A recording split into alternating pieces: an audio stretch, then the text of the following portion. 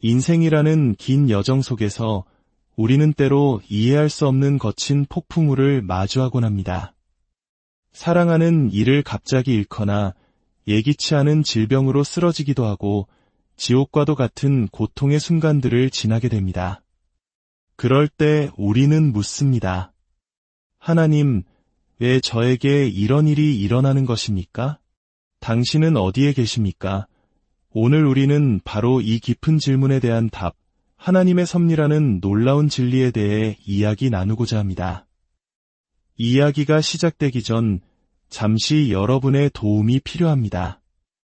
이 희망의 메시지가 더 많은 이들에게 닿을 수 있도록 좋아요를 눌러주시고 이 영상을 공유해 주십시오. 여러분의 작은 행동 하나하나가 누군가에게는 절실한 위로가 될 수 있습니다. 저희 채널을 구독하시는 것은 이 땅에 믿음의 씨앗을 함께 심는 귀한 동역이 될 것입니다. 여러분의 삶에 하나님의 크신 은혜와 평강이 늘 함께하기를 기도합니다. 제가 지난 50여 년의 사역 기간 동안 가장 큰 기쁨과 보람을 느꼈던 순간 중 하나는 바로 하나님의 섭리라는 개념이 사람들의 삶 속에서 변화를 일으키는 것을 목격했을 때입니다. 처음에는 많은 이들에게 걸림돌처럼 여겨졌던 이 진리가 시간이 지나며 그들의 영혼을 안정시키고 절망 속에서 온전한 정신을 붙잡아주는 강력한 힘이 되는 것을 보았습니다. 교인들이 지옥과도 같은 고통의 터널을 지날 때 처음에는 혼란스럽고 심지어 분노를 유발했던 하나님의 주권에 대한 가르침이 마침내 그들의 생명이요 희망이 되는 그 과정을 지켜보는 것은 제게 크나큰 영광이었습니다. 몇 가지 이야기를 나누고 싶습니다. 40년 전 중국에서 사역하던 한 선교사님의 편지입니다. 1987년 12월 저의 아버지가 63살의 나이로 갑작스럽게 세상을 떠났습니다. 저는 몇 달 동안 도대체 무슨 일이 일어난 것인지 이해하려 했으며 깊은 슬픔의 여정에 빠져들었습니다. 당시 저는 교회에 출석하고는 있었지만 하나님의 주권과 같은 깊은 가르침에 대해서는 잘 알지 못했습니다. 시간이 흘러 1992년 저희 부부는 중국 선교사로 1년을 보낸 뒤 첫 아이를 낳기 위해 고국으로 돌아왔습니다. 하지만 갓 태어난 아이는 우리 품에서 단 하루를 살고 숨을 거두었습니다. 바로 그때였습니다. 하나님의 섭리에 대한 가르침이 제 마음 깊은 곳에 뿌리내리기 시작한 것이 말입니다. 하나님께서는 우리를 그저 우연한 자연 현상 속에 내버려 두신 것이 아니었습니다. 그분의 신성한 자비하심 속에서 우리에게 아이를 선물로 주셨고 또 그 아이를 데려가시는 과정을 통해 이전에는 결코 경험할 수 없었던 방식으로 우리를 연단하고 거룩하게 만드셨습니다. 교회에서 배웠던 말씀들이 제 삶의 기초가 되어 주었기에 저는 이제 주신 이도 여호와시오 거두신 이도 여호와시오니 여호와의 이름이 찬송을 받으실지니이다라는 욥의 고백을 온전히 받아들이고 이해할 수 있게 되었습니다. 또 다른 선교사 부부가 있었습니다. 그들은 중동으로 파송되었고 첫 아이를 임신한 뒤 더 안전하고 유료시설이 좋은 터키로 가서 아이를 낳았습니다. 하지만 아이는 태어난 직후 세상을 떠났습니다. 큰 슬픔 속에 잠시 회복을 위해 고국으로 돌아온 부부는 교회에 나온 첫 주일 아침 앞자리에 앉아 있었습니다. 그리고 공교롭게도 그날은 우리 교회가 처음으로 주 이름 찬양이라는 찬송을 부르는 날이었습니다. 고난의 길 위에 있을 때에도 고통의 재물 속에도 주 이름 찬양 주시고 거두시는 주님 주시고 거두시는 주님 내 마음은 고백하리 주 이름 찬양. 저는 설교를 준비하며 그들을 바라보았습니다. 부부는 두 손을 하늘을 향해 비운 채로 들고 순종의 모습으로 서 있었습니다. 그 모습을 보는 순간 저는 생각했습니다. 이것이야말로 한평생의 사역을 바칠 가치가 있는 순간이구나. 자궁암 진단을 받은 한 자매님의 이야기도 있습니다. 저는 10년 전 교회에 처음 나왔습니다. 믿음을 가진 지 얼마 되지 않았을 때였죠. 교회에 다닌 지 몇 주 지나지 않아 저는 구원에 있어서의 하나님의 주권에 대한 가르침을 듣기 시작했습니다. 제가 들어본 것 중 가장 이상한 이야기였습니다. 구식이고 비합리적으로 들렸습니다. 하지만 시간이 지나면서 저는 그것이 진정으로 성경적인 가르침임을 깨닫게 되었습니다. 수많은 성경적 증거의 압도적인 무게 앞에 저는 개혁주의 신학의 관점을 받아들일 수밖에 없었습니다.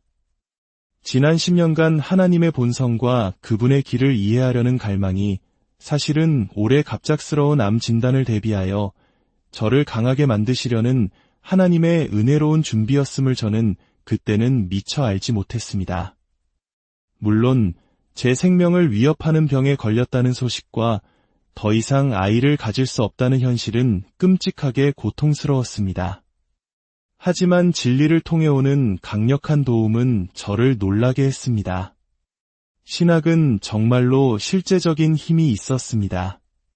그것은 불안과 자기연민, 절망을 이겨내는 기적을 행했습니다. 하나님께서 제게 암을 허락하시기 전에 먼저 개혁주의 신학으로 저를 이끌어주신 것을 저는 얼마나 감사하는지 모릅니다. 저는 하나님이 헤아릴 수 없이 강하시고 모든 것을 완벽하게 통제하시며 고통스러운 상황을 보내실 때조차도 100% 내 편이심을 압니다. 어떤 이는 이렇게 고백했습니다. 나를 만세 반석 위에 부딪히게 하는 그 파도에 나는 입맞추리라. 제가 이 세 가지 이야기로 시작하는 이유가 있습니다. 우리가 오늘 다룰 하나님의 섭리라는 주제, 즉 모든 것을 다스리고 모든 것에 스며드는 목적 있는 하나님의 주권은 때로 논쟁의 대상이 되기 때문입니다.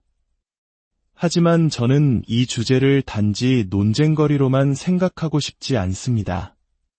여러분이 예수님을 만나는 그날까지 만약 여러분이 하나님께서 당신의 아이를 데려가셨다고 이야기하려 하면 얼굴이 붉어지며 분노하는 사람들은 언제나 있을 것입니다. 역사가 끝나는 날까지 조나단 에드워즈나 오늘날의 신학자들이 말하는 하나님을 도덕적 괴물이라고 묘사하는 학자, 평론가, 블로그, 책들은 계속해서 나타날 것입니다. 그럴 때 우리가 해야 할 일은 악을 악으로, 비방을 비방으로 갚는 것이 아닙니다. 예수님처럼 그 비난과 학대를 묵묵히 받아들이고 하나님께 모든 것을 맡기며 인내로 선을 행하고 그들의 필요를 채워주는 것입니다.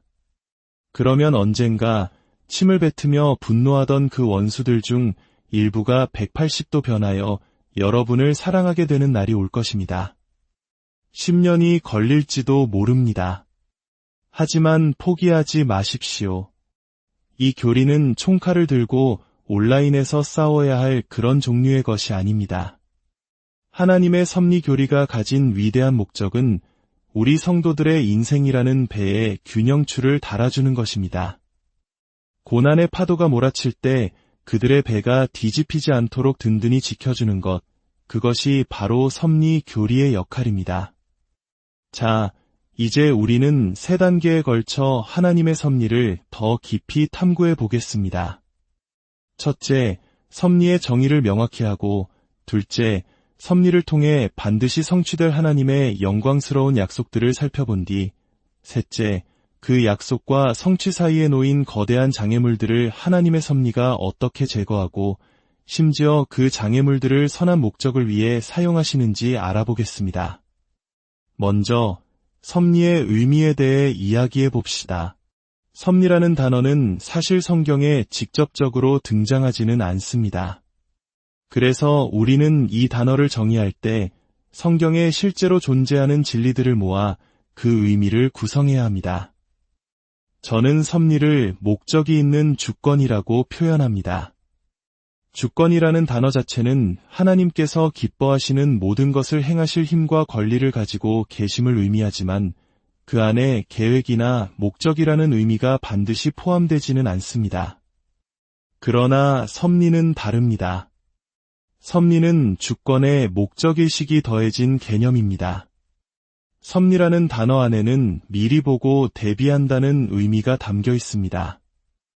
하나님께서는 모든 것을 미리 보시고 그분의 선한 목적을 위해 모든 것을 준비하십니다. 하나님께서는 이삭을 대신할 순양이 수풀에 있도록 미리 보셨습니다. 하나님께서는 요셉이 노예로 팔려가 그의 백성을 구원하도록 미리 보셨습니다. 하나님께서는 그분의 아들이 살해당하여 수백만 명에게 구원이 임하도록 미리 보셨습니다. 하나님의 섭리는 그 범위에 있어 한계가 없습니다. 우주에서 가장 작은 일, 예수님께서 말씀하신 것처럼 아무도 보지 않는 깊은 숲속에서 늙은 참새 한 마리가 땅에 떨어진 것부터 이사야서에 기록된 별들의 움직임, 그리고 사도행전에 나오는 그분의 아들에 대한 살인까지 하나님의 섭리는 모든 것을 다스립니다. 사탄이 그의 지옥 같은 최악의 상태에 있을 때나 구원받은 인간이 최선의 상태에 있을 때나 그 누구도 하나님의 궁극적이고 모든 것을 아우르는 지혜로운 계획과 섭리에 반하여 행동할 수는 없습니다. 이것이 바로 우리가 말하는 섭리입니다. 둘째, 하나님께서 우리에게 주신 궁극적인 승리에 대한 약속은 무엇일까요? 세 가지로 요약할 수 있습니다. 첫 번째 약속은 예수 그리스도의 복음이 세상의 모든 민족에게 성공적으로 전파되어 구원받기로 택함받은 모든 자들을 그리스도께로 모을 것이라는 점입니다. 마태복음 24장 14절은 이 천국 복음이 모든 민족에게 증언되기 위하여 온 세상에 전파되리니 그제야 끝이 오리라고 약속합니다. 이것은 반드시 일어날 일입니다. 요한계시록 5장 9절은 구속받은 모든 자들이 각 족속과 방언과 백성과 나라 가운데로부터 모일 것이라고 노래합니다. 요한복음 10장 16절에서 예수님은 이 우리에 들지 아니한 다른 양들이 내게 있어 내가 인도하여야 할 터이니 그들도 내 음성을 듣고 한 목자가 되어 한 무리가 되리라고 말씀하셨습니다. 내가 반드시 하리라는 주님의 약속입니다. 두 번째 약속은 모든 민족 가운데서 구속받은 이 모든 자들, 즉 그리스도의 신부는 거룩하게 되고 영화롭게 되어 그녀의 신성한 신랑이신 주님을 위해 영원토록 온전하고 아름답게 만들어질 것이라는 점입니다. 로마서 8장 30절은 미리 정하신 그들을 또한 부르시고 부르신 그들을 또한 유롭다 하시고 유롭다 하신 그들을 또한 영화롭게 하셨느니라고 선포합니다. 예정하시고 부르시고 유롭다 하신 자들의 영화는 이미 완성된 것과 같습니다.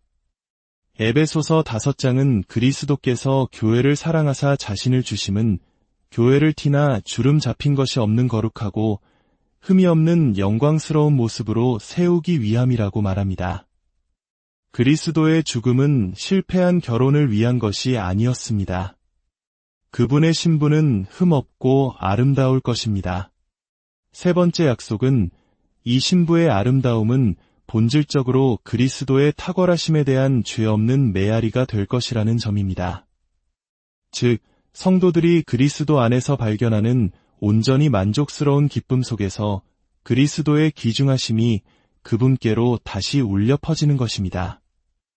이사야 55장은 우리가 기쁨으로 나아가며 평안히 인도함을 받을 때 산들과 언덕들이 노래하고 들의 모든 나무가 손뼉칠 것이며 이것이 여호와의 이름을 위하게 될 것이라고 말합니다. 신부의 기쁨이 바로 신랑이신 창조주의 이름의 가치를 보여주는 영원한 표징이 될 것입니다. 요한계시록 21장은 하나님의 장막이 사람들과 함께 있어 하나님이 친히 그들과 함께 계시며 모든 눈물을 닦아주시고 다시는 사망이나 애통하는 것이나 곡하는 것이나 아픈 것이 없을 것이라고 약속합니다. 모든 것의 중심에 하나님이 계십니다. 시편 기자의 고백처럼 주의 앞에는 충만한 기쁨이 있고 주의 오른쪽에는 영원한 즐거움이 있나이다. 그러나 이 모든 영광스러운 약속들이 이루어지기까지는 거대한 위협과 장애물들이 놓여 있습니다. 우리의 힘으로는 도저히 극복할 수 없는 장애물들입니다.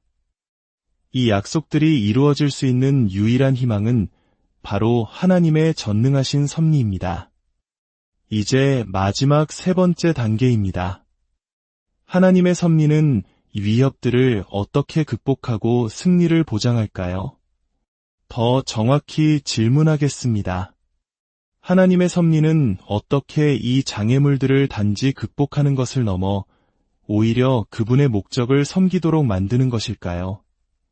로마서 8장 35절은 묻습니다. 누가 우리를 그리스도의 사랑에서 끊으리요? 환난이나 곤고나 박해나 기근이나 적신이나 위험이나 칼이랴. 어떤 이들은 이 질문에 아니오라고 답하며 그리스도인에게는 그런 일이 일어나지 않을 것이라고 말합니다. 그러나 성경은 그렇지 않다고 말합니다. 바로 다음 구절은 시편을 인용하며 기록된 바 우리가 종일 주를 위하여 죽임을 당하게 되며 도살당할 양같이 여김을 받았나이다. 함과 같으니라 라고 말합니다. 그렇습니다. 그리스도인들은 굶주리고 헐벗고 칼에 죽임을 당합니다. 하지만 바울은 선포합니다. 그러나 이 모든 일에 우리를 사랑하시는 이로 말미암아 우리가 넉넉히 이기느니라. 넉넉히 이긴다. 즉 정복자보다 더한 자가 된다는 것은 무엇을 의미할까요? 그것은 단지 적을 쓰러뜨리는 것을 넘어 그 적이 일어나 오히려 나의 목적을 돕는 하인이 되게 만드는 것입니다. 요셉의 형들이 저지른 죄를 생각해 보십시오. 그들은 요셉을 노예로 팔아넘겼습니다. 그러나 요셉은 훗날 그들에게 말합니다. 당신들은 나를 해하려 하였으나 하나님은 그것을 선으로 바꾸사 오늘과 같이 많은 백성의 생명을 구원하게 하시려 하셨나니. 형들의 악한 의도가 있었고 동시에 그것을 선으로 바꾸시려는 하나님의 의도가 있었습니다. 하나님은 뒤늦게 수습하신 것이 아니라 처음부터 그분의 백성을 구원하시기 위해 요셉을 보내셨다고 시편 105편은 기록합니다. 하나님께서 그것을 의도하셨습니다. 우리와 하나님의 약속 사이에 놓인 가장 큰 장애물은 바로 죄에 대한 하나님의 진노입니다. 그러나 인류 역사상 가장 끔찍하고 사악한 순간, 즉 하나님의 아들을 살해한 그 순간에조차 하나님의 섭리는 모든 것을 완벽하게 통제하고 계셨습니다.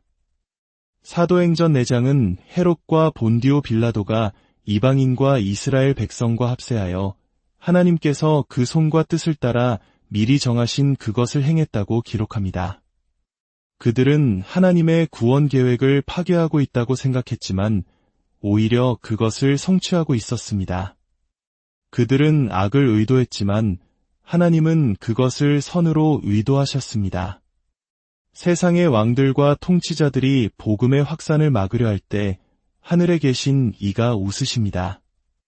왜냐하면 지극히 높으신 이가 사람의 나라를 다스리시며 왕을 패하기도 하시고 세우기도 하시기 때문입니다. 잠언 21장 1절은 왕의 마음이 여호와의 손에 있음이 마치 봇물과 같아서 그가 임의로 인도하시느니라고 말합니다. 그들이 아무리 악하다 할지라도 그들은 결국 하나님의 손에 들린 도끼여 막대기에 불과합니다. 질병과 사고, 죽음은 어떻습니까? 예수님께서는 열병을 꾸짖어 떠나게 하셨고 나병 환자를 깨끗하게 하셨으며 눈먼 자를 보게 하시고 죽은 자를 살리셨습니다.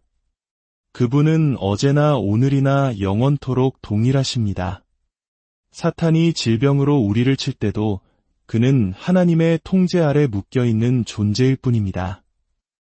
욥기 42장 11절은 욥의 가족이 여호와께서 그에게 내리신 모든 재앙에 관하여 그를 위로했다고 기록합니다. 사탄이 욥을 쳤지만 궁극적으로 그 모든 것을 주관하신 분은 하나님이셨습니다.